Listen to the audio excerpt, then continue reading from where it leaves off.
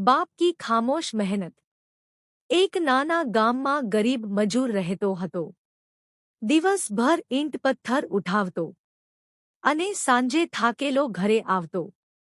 તેનો નાનો દીકરો રોજ પૂછતો, પાપા, તમે એટલું કામ કેમ કરો છો? બાપ હસીને કહેતો, તારા સપનાઓ માટે। એક દિવસ સ્કૂલમાં ફી ભરવાની છેલ્લી તારીખ હતી।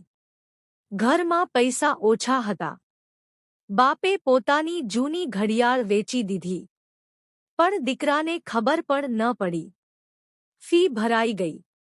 વર્ષો પછી એ જ દીકરો મોટો ઓફિસર બન્યો। એક કાર્યક્રમમાં તેણે કહ્યું, મારા પિતાએ મને પૈસા નહીં, પણ સપનાઓની હિંમત આપી। સ્ટેજ પરથી નીચે ઉતરી તે પિતાના પગે લાગી ગયો। બાપની આંખોમાં આંસુ હતા, પણ દિલમાં ગર્વ હતો।